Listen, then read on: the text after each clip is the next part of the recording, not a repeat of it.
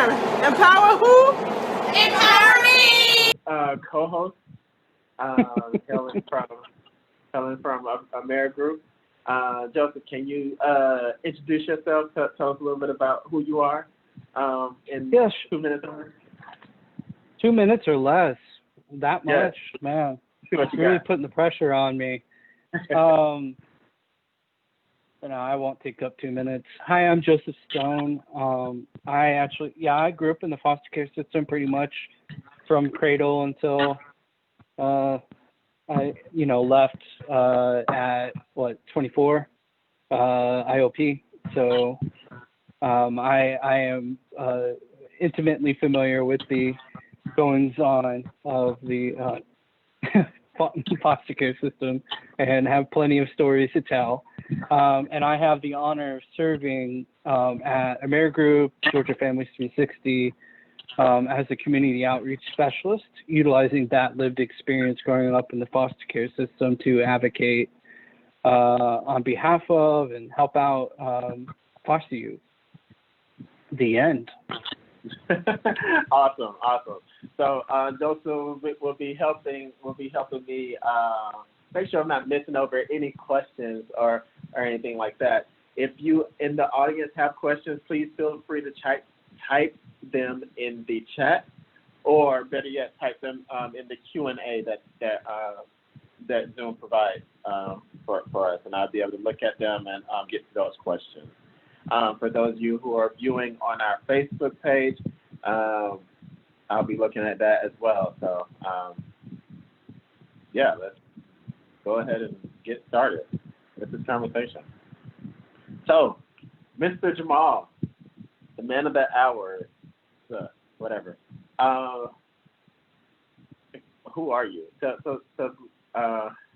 Who are you? How did you enter the foster care system?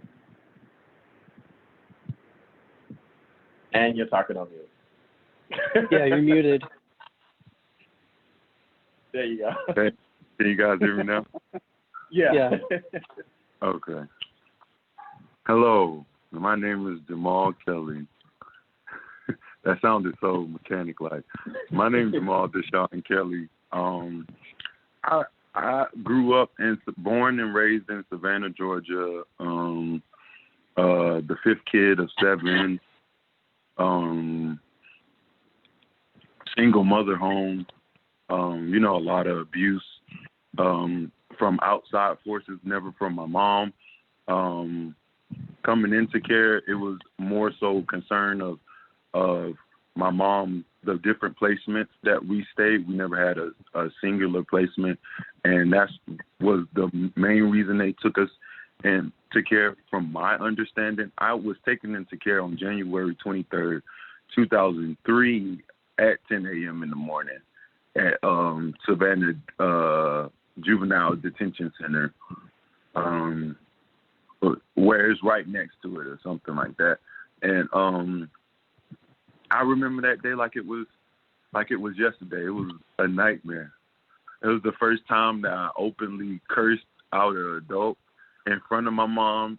It was just like I was filled with so much rage, and like I couldn't believe that, a system was created to take me and, destroy the bond that I had with my mother simply off of fact of she didn't have a place to always stay, but we always had a place to stay. And so it was just like, it was really disheartening. So you came into care into a juvenile detention center? No, that's where the court is located. Okay. Yeah. In Savannah, like the juvenile RYDC is right next to the juvenile court. Mhm. I'm taking your word for it. So that was the courthouse. If you're familiar with Savannah, the juvenile court is right next to the RYDC. Okay. And so did anyone did they try and give support to your mom? I mean, none at all. None at all. They did not even try to, extend a hand to my mom. I think the only type of help that she had was Section 8 and food stamps, but she was disqualified from Section 8 because of us, and we was like what you would say hell raisers as kids. We destroyed property. We, stole people animals. You get what I'm saying? That type of thing. So we've got her put off of Section 8. So it became a burden. Housing became a burden to her. So that really was the downfall of everything. Okay. We have a question. How old? They say thank you for speaking to us. Ask how old were you when you taken into care? I had just turned 10. Just turned 10. I was about to turn 11. I was in my 10th year, and I was about to turn 11. Okay. And so you said so were you had siblings that came into care? Were you separated from them? It was initially the 4 oldest went with their parents. We don't all share the same biological daddy, so we got separated like that. And the 3 youngest of the 7 got taken into care. And they initially said that we was going to be placed in the same placement, but when the court was over, me and my little brother got into a car, and my little sister got into a totally different car, and my little sister went into a totally different a totally different foster home by herself, and me and my little brother went into a foster home together. So you're the oldest? My bad. I'm just the 5th child of 7. Okay. I'm the oldest child of the ones that went into care. Oh, okay. So it's very hard to keep kids together. I know that my experience. I'm the oldest of 4 boys, and we wanted so desperately to stay together, and we actually ended up at a YDC placement up in the Georgia mountains. And it really wasn't until kind of me and my brothers accepted the fact that we would need to be separated in order to be in better placements that actually happened. So I completely get that. Oh, wow. We got to make sure our child attorneys they know and our CASA know about the different resources or what have you, because that shouldn't be an option. So your first night or first day in care, what was that like? It was horrible. I'm gonna be completely honest with you guys. I didn't start wetting the bed until I was 12 because of my weak bladder that runs in the family. But that night I wet the bed so much that they had to change the whole mattress. I was so scared. I was so shook. I just didn't know what to do. I thought everybody was trying to kill me except my little brother. I was not going. I think I stayed up for like 2 or 3 days to be exact. And I didn't go to sleep. I cried all night. I was shook. I'm a mama's boy. I was my mama's birthday present. My birthday is on the 18th. Her birthday is on the 8th of December. So that was like the only thing that I knew. Until I got to foster care, I did not know my mama's name. Like, her friends would say it and then it'd go over my head. But I was like, nah, that's my mama. That's mama. You know what I'm saying? When I got into foster care, they was like, Irene Collier. I was like, who is this Irene Collier lady? And they was like, that's your mama. That's how close I was to my mama. So being in care was so traumatizing. And it's just like my foster mom that was my first foster mom, she was just in it for the money. And she was just so, like, sadistic and evil. She would torture us purposely. Like, she would put us in these small little lawn chairs and have us sit and watch QVC all day long. And if you don't know what QVC is the shopping network. Uh-huh. Yeah. Uh-huh. Could you imagine watching that? I'm an outdoorsy kid. I was an outdoorsy kid. My idol, and still is to this day, is Steve Irwin. So I was always out in somebody's creek and catching some alligator. We caught alligator snapping turtles. We caught, southern skinks. We brought a water moccasin back to our great grandma's house, and she cut the head off. You catching water moccasins like by hand? Snakes. Yes. We carried it all the way back home. I wish my brother was here right now. He would tell you, like, we in Savannah we were swimming in now it's like a whole bunch of SCAD dorms there now, but it's like a big old pond, a little creek right there, and we used to swim in that every day. Look, and it was an alligator that was eating people poodles out there. Listen, I'm a country boy, but I'm not picking up a snake, let alone a water moccasin. So we didn't know what kind of snake it was. We just seen it and was like, "Ooh, let's see what Grandma's gonna do." You know what I'm saying?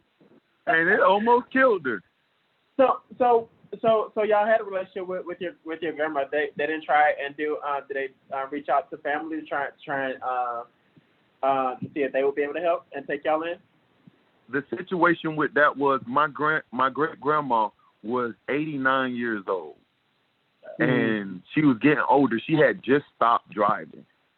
And with my family, what was going on with my family was, in a power struggle with all the matriarchs in the family arguing and doing, slick, sly, dirty stuff to each other.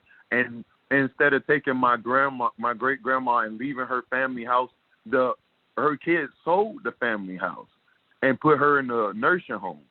So that was what happened to our real stable home. It was our great-grandma's house. That house is still there. My great-grandfather built that house, 228 Scarborough Street in Savannah, Georgia. Yeah. Man, that was something similar that happened to my family. Because there was a home that stayed in the family until after my biological mother's mother passed away or whatever, and then the house just went to crap. And now somebody ended up purchasing it just by paying off the taxes. I was like, so good. So, but I was young then. All right. So your first foster home wasn't great. Making you watch TV and not allowing you to go outside. Like, and she also.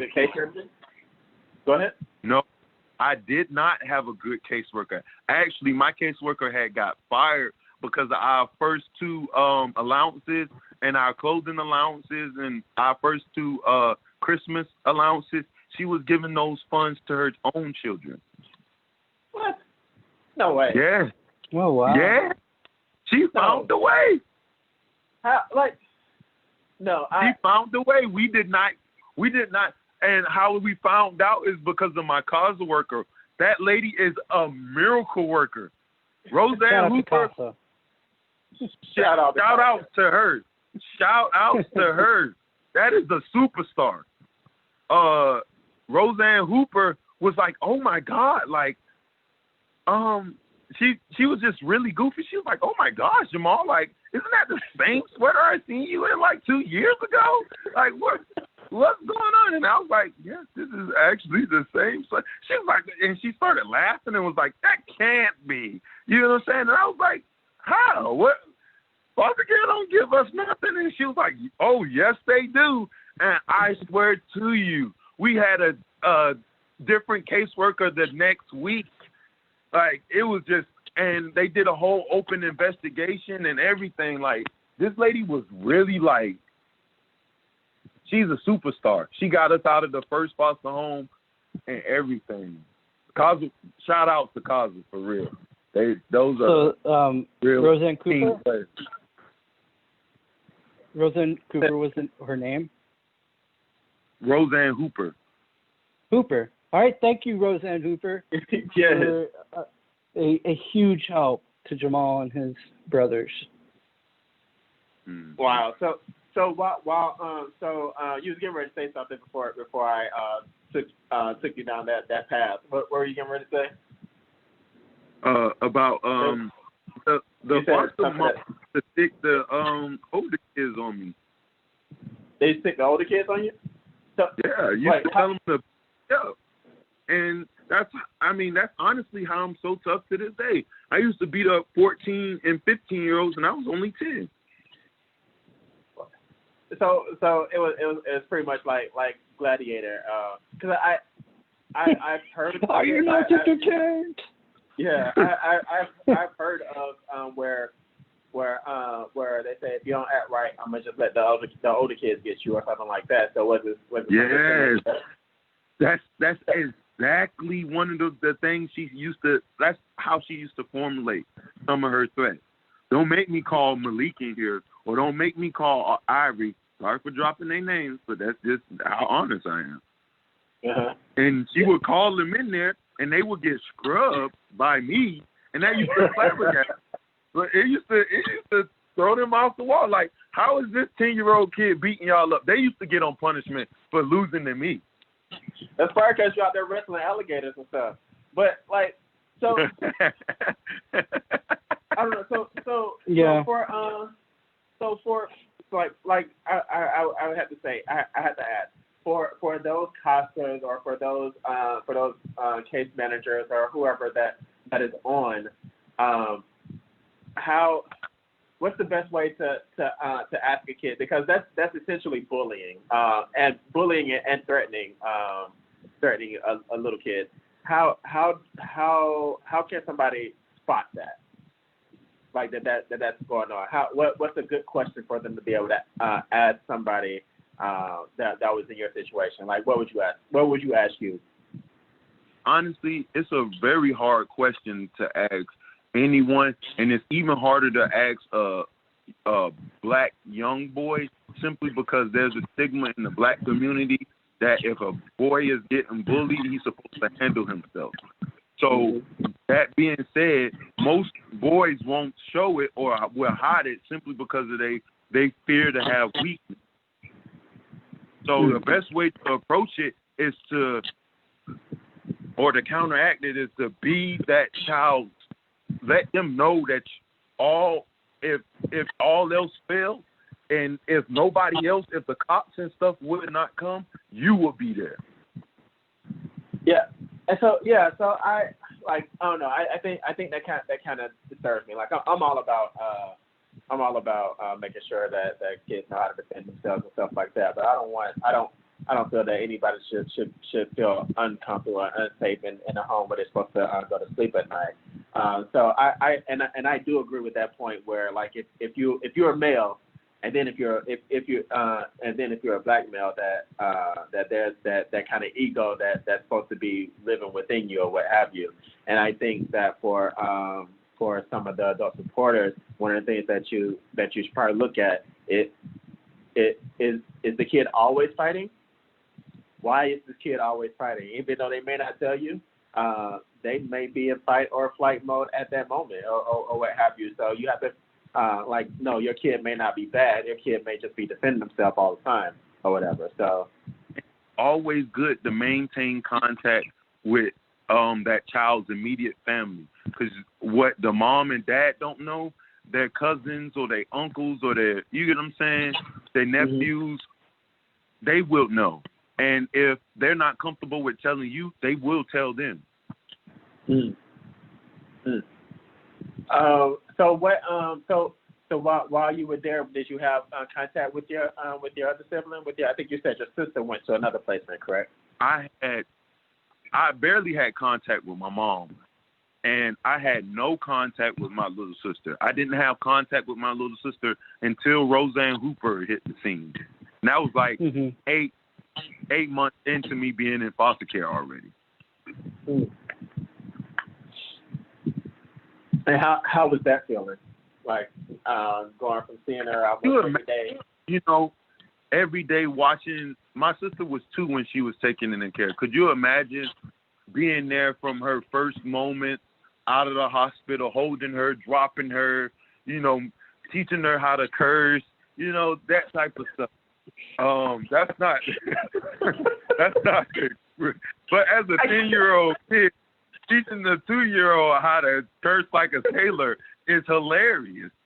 So, and I was a great cusser as a kid. I used to get that compliment all the time, like, wow, Jamal, you really know how to curse. Molly can back me up on that. I am a professional cursor. So, I got told y'all off track. But it was trauma. It was really heartbreaking. I was always protecting her, always, I changed her diaper.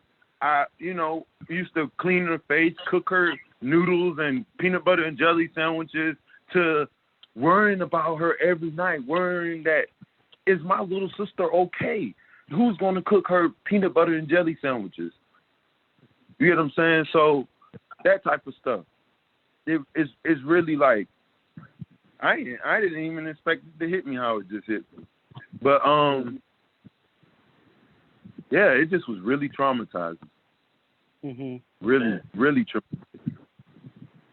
All right, so your amazing Casa swooped in and was like, yeah, we got to cut this out. And you changed placements, I assume. Mhm.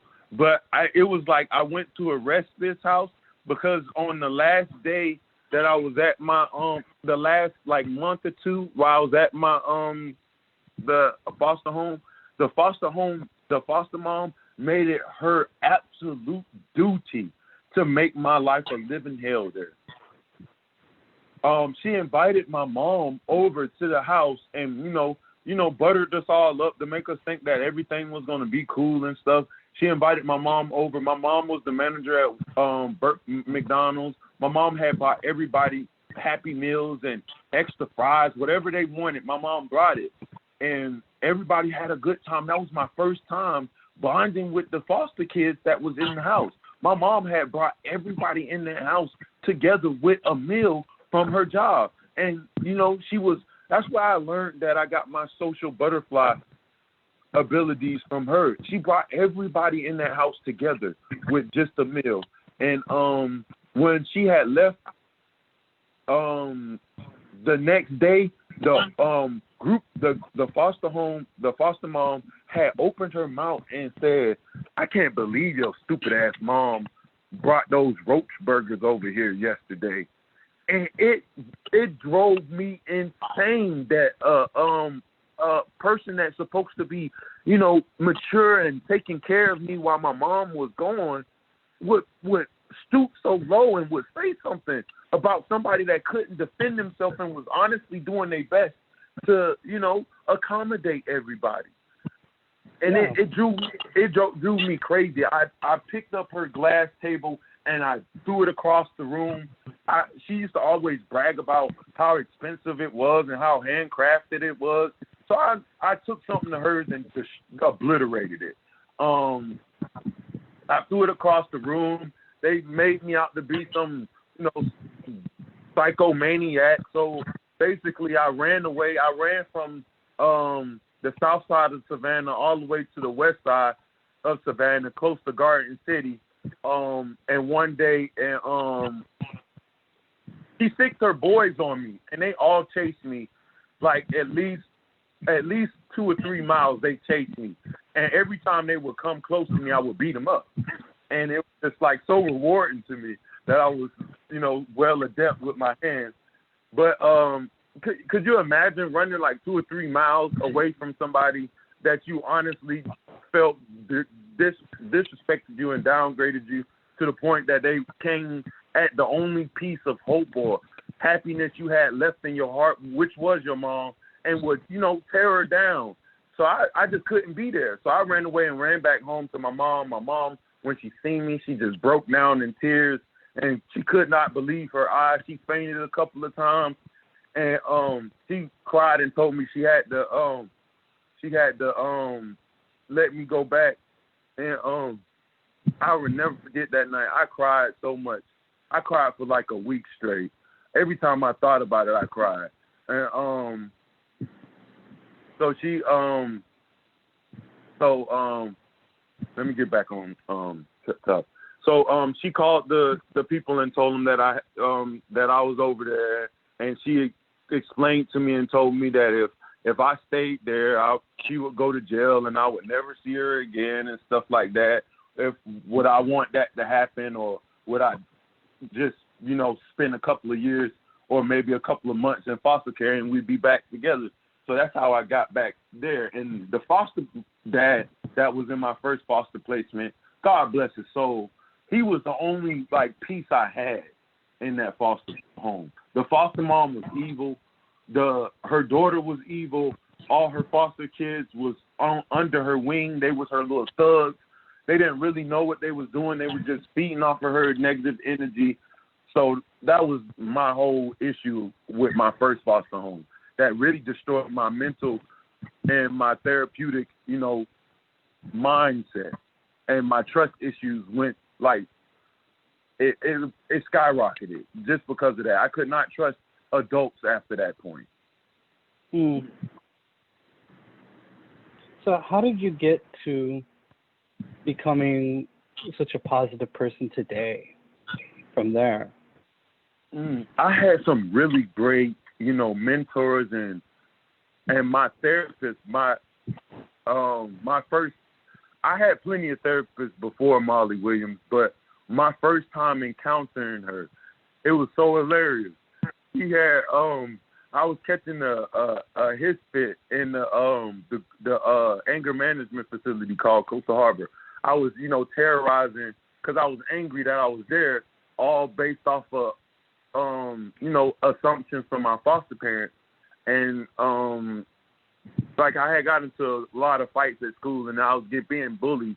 Instead of, allowing the bully to bully me or go to the principal, I took it upon myself because I was a fighter, and I beat him up. And it was like a gang of them. It's almost like some type of video game. I had to go through a level of bullies just to, peacefully go to school. And my foster parents did not understand that. And they wanted me to have, this perfect attendance. I was too smart for me to be as aggressive as I was, so they couldn't explain it. So they sent me to an anger management facility, and I met Molly Williams. And Molly Williams, I was terrorizing in the group home, and when she first met me, her first day assigned to me, she was basically mirroring everything that I was doing. And it was so crazy. It was almost like looking into a mirror. And it made me stop and realize how crazy I was looking.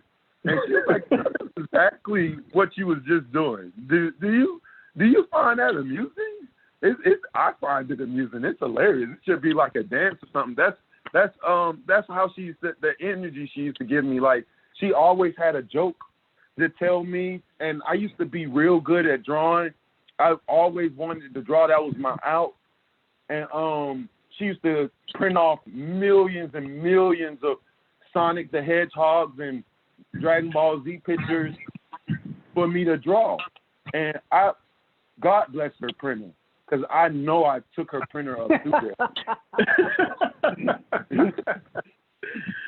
But that was my first relationship that I gained with an adult that it elevated me to a higher level of thinking beyond, I'm angry, I'm going to beat the crap out of this person. No, it made me understand, I'm angry, what am I going to do about my anger? How am I going to handle my anger? Is me running around here looking like a turkey with my neck cut off is going to make me look anything more decent? No, me sitting down, making jokes, laughing about my pain, and putting it into my enemy's hand and making them laugh about it will make the situation a whole lot better, or at least manageable. And she allowed me to understand that it's always a loophole in the system that you could take instead of trying to bite the gristle and go out straight for battle. And she had a lot of crazy talks with me about how my life how foster care affected my life, and you know, how my mom was really trying, and she the one that made me realize I look just like my mother. She used to always say, "Oh, you look just like your mother," and I was like, "Oh, here she goes, the lady talking about how I look like my mother," and so she realized a lot. She helped me realize a lot. She helped me realize that I had a lot of habits from my mom. So I had to, you know, face my mom's habits and face my own habits and battle them and become a better person. And she the one that taught me how to joke around and, you know, throw out jokes while I'm angry. While I'm the angriest person on the planet, I could throw some of the most clever jokes at you. You know what I'm saying? So, and they'd be spontaneous. And then I used to do this little thing with my arms, like I used to get angry and do like this, and she used to call me a pterodactyl, and it made me laugh all the time. So. I like this lady. I like this lady. I don't even know her. We have two questions.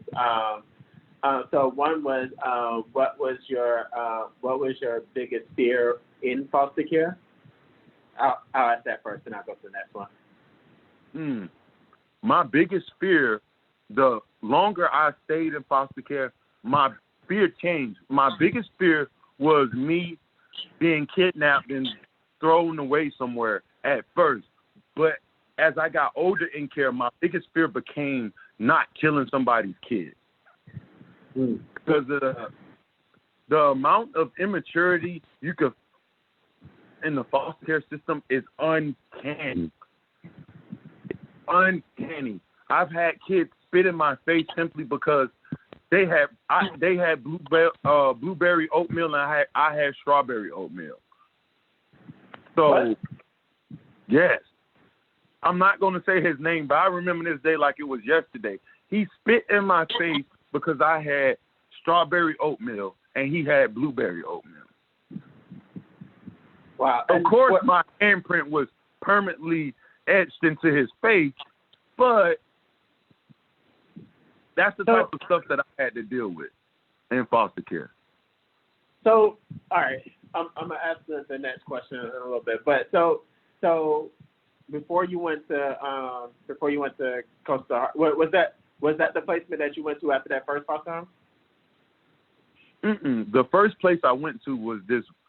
Oh God, it was a roach-infested foster home. It was a respite house to get to my foster home, and we stayed there for like 3 months.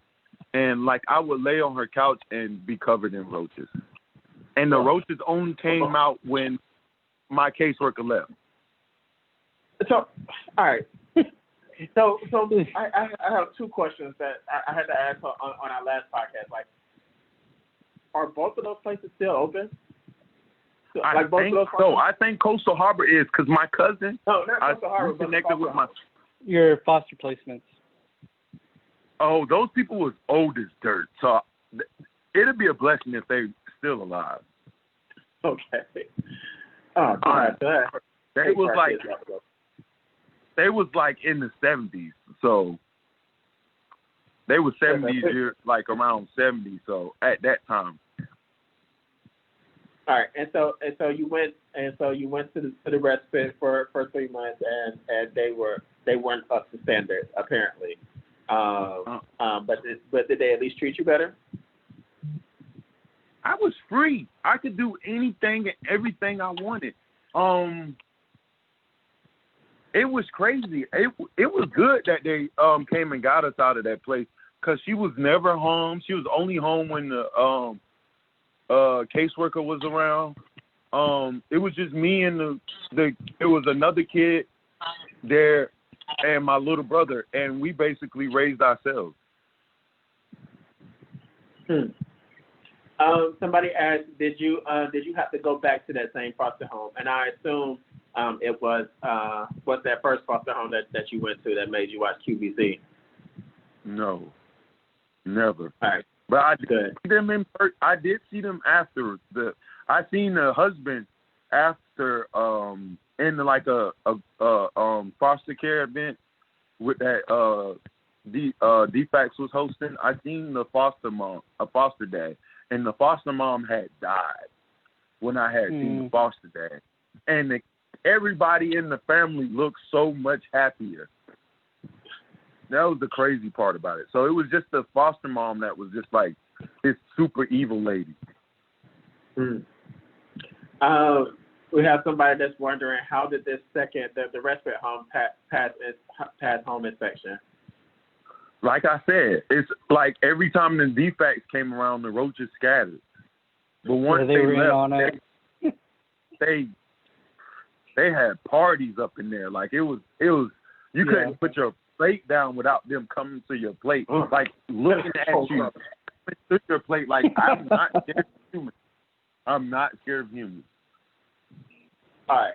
So you went from that respite to where after that, and during this time, were you still in or were you through your CASA, were you able to stay in contact with your siblings and your mother? Yes, that's the only reason I could stay in contact with them.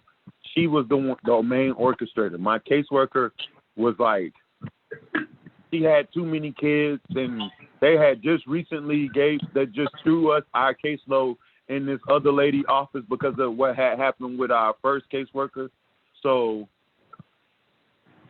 it was like she didn't know us. She didn't really care to get to know us because she had like 200 kids to see. She used to always say stuff like that. I got so many kids on my caseload. I don't have time. She told that to the foster home that we went to. That was actually really good. And go ahead. My little brother had got adopted by that foster home. And I stayed there for a year and a half. But my trust issues from my first foster home would not allow me to, get all cozy at their house. I thought it was a setup. I thought after the first week it was gonna go back to hell, and every day I was on edge. And then I had, like I said, I had a group of bullies at school that I had to go through. I had a chain of command to beat up. So they always wanted me to. They was concerned more about my conduct than my grades. My grades was extraordinary. It was just my conduct. Wow. So that ruined my placement there. And they said they couldn't deal with me because of my anger, and that's when they initially sent me to Georgia Regional. And I stayed at Georgia Regional for 2 weeks, and my causal worker had found out and was outrageous. Why was she outraged? What's Georgia Regional? Georgia Regional is a mental health facility for extremely mental health patients. Mental health patients that will attack you in the middle of the night for no reason at all.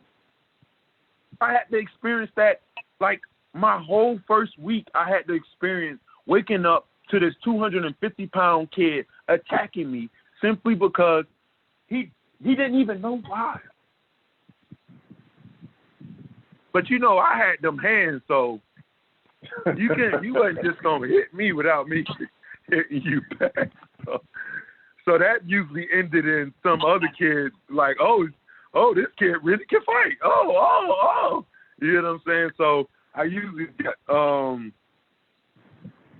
placed into another room. And the craziest part about being in Georgia Regional, this is why I say it's all about social networking.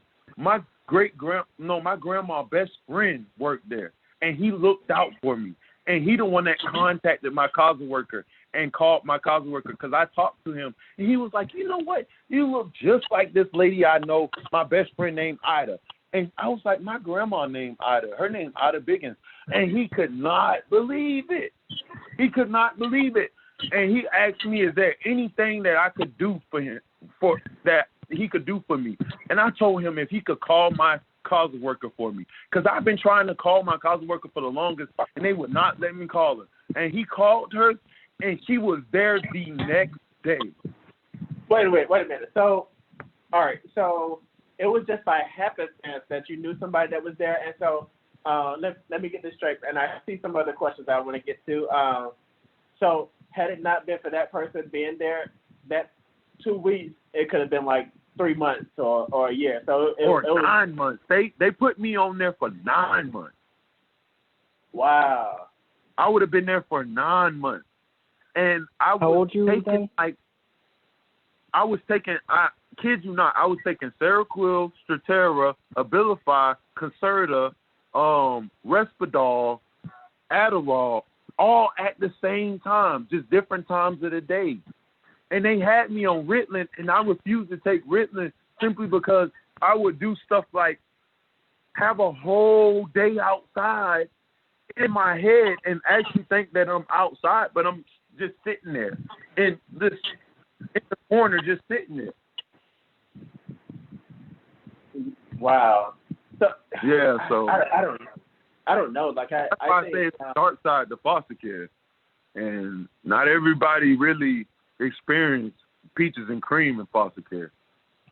And it's some kids that had it worse than me, because I'm a talker and I done heard stories. That if I was to say them, it would make me cry. Wow. Yeah. So yeah, I don't know. Like I think that it's just hard to think that it was just by sheer luck that you knew somebody there, and they knew me. I didn't know them. They knew me. Well, I mean, but just because of that social connection shouldn't. I think about those other kids that may be at facilities like that do not need to be there, or what have you, and they're getting medicated or what have you, and then thinking about this time of COVID while our kids are just stuck where they are, or whatever, and seeing like what's the best ways to make sure that all of our young people, all of our brothers and sisters that are in care are safe, like that. I don't know, that kind of like puts my head in a spin. All right. So I'm gonna get to these questions. I see them. I'm trying to get to them when it's appropriate. So when you all right. So your Casa superhero lady came through and was like, "Yo, what's up with this? Let me get my kid." But how quick was that process? And where'd you go after that? And shout out to Casa. Like, I don't know. Yeah, shout out to him. Because the day she seen me, she was like, "Oh, no, this is outrageous. I will not stand for this. If I have to sleep here with him tonight, I would sleep here tonight." And I kid you not, she stayed there all day. If it wasn't a lockdown facility, I'm pretty sure she was outside, like literally outside waiting on me. And But let me get back on track. So after that, the next day they had me into this group home called Greenbrier, and it's a placement until they find you a placement. And while I was in Greenbrier, I had got into the run-in with I was supposed to be only there for like a month, and then I was supposed to be transferred to Brunswick, to this family in Brunswick. And but that was brought to a halt because it was these kids that was there, and they thought they owned the group home, the placement. So anything that I do, anything, everywhere that I went, they was there. Mm-hmm. And they would make it hard for me. Like they was angry that I was the type of kid that didn't fall for the invisible chair trick. You know how somebody go to sit down and you pull the chair? Yeah. Yes. I had. I'm telling you, I don't know what happened to him now. It works on me now, but I had like impeccable thighs. Like it would not work on me. My squat game was serious. And as a little kid, so they would pull the chair and my muscles are locked. Like, oh, nice try. And it will anger them. They would try and prank me, and I was not like really like. It was like nothing you could really do to me, and it would affect me. And because I knew my caseworker said, if you get into a fight, we're gonna take you to a therapeutic foster home. If you don't, you could go to Brunswick and live a good life. So I was trying my best not to fight, and then this one kid got me revved up, and they all, it's one pick on me, but when everybody picking on me and the girl that I really like start, chiming in and joining on just because it's, amusing to them, you never know what, after all that medication and all that, me fighting and fighting this and fighting that, I just blew up. So I beat up a lot of kids that day. When I say I beat up a lot of kids, I beat up a lot of kids that day. And from that day, they thought that I was just so, like, I was a danger to everybody, but they did not run this by my causal worker. My causal worker thought I was in Brunswick for a whole 2 months before she found out, or like 4 or 5 months before she found out I was in Coastal Harbor. And they transferred me from Greenbrier to Coastal Harbor because I got into the fight. I had at least fight like 10 kids that day, and all males. I didn't fight no girls. I was strongly a believer against hitting women. I let girls beat me up all the time back in the day, but not no more. But So actually, we have a question about Coastal Harbor. So I guess we have some viewers on that are, I guess, currently at Coastal Harbor, and they want to know what's your experience. What was your experience like there? Initially I was 12 years old, and I was opted in on 2 West. If they could understand what I'm saying, 2 West is the big kid delinquent unit. It was 17, 15, and 16-year-olds on that unit, and I was the only 12-year-old on it. And those kids used to fight me every day. Could you imagine a 12-year-old having to fight 16 and 17-year-olds and 15-year-olds every day? Every day. And then my causal worker came in again. On the visitation was like, you guys got to let me see my causal kid. There's no way you can keep me away from him, Brunswick or not. And she was like, I can't believe that they had you here and told me that you was in Brunswick. And so when I got to Coastal Harbor, I was on 2 West, the big kids unit, and I was fighting every day because the kids thought that they could just bully on me. My Game Boy Advance got broken 4 or 5 times.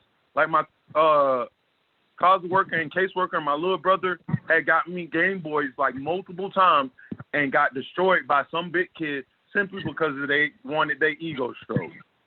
And, so I want to make sure people understand like the significance of that, like as gamers, because you help with our Discord where we do the gaming and stuff like that, especially during the COVID or whatever. Game Boy Advance at that time, that was the thing to have, or what have you. So it was. If you know anything about Candyman, I was the Candyman, the Game Boys. You say my name 5 times in your Game Boy, I was there. I was there. So what was your go-to Game Boy game? What Game Boy games I had? I had all the Pokemon games. I had we're talking red, blue, Mario, yellow. Mario Kart, Mario Party, Super Mario. When they came out with the little Wario World thing where you could interact with the Game Boy and stuff, I had that. I had Fire Emblem, Sacred Stone. I had Final Fantasy, Tactics, Game Boy Advance, Final Fantasy Advanced Tactics. A lot of games. And so that was my part. What happened when you when you told an adult what was going on, or did you ever tell an adult like, hey, this is what's happening to me, do something? These was the exact words. If you guys can find this guy, he is a total douchebag. His name was Mr. Robert. I don't remember his last name, but his name was Mr. Robert. He was like, learn how to fight. Wow. Yes. This is the type of stuff that happened in these placements. They hire some people that's qualified simply because they don't have felonies or this and that, and they'd be mentally disturbed. And they giving the power to these mentally disturbed people to, watch over kids when they should just be funding the mama. I'm pretty sure the amount of money that they was giving that Coastal Harbor place, if they would have gave my mama that amount of money, she would have took care of me perfectly fine and loved it.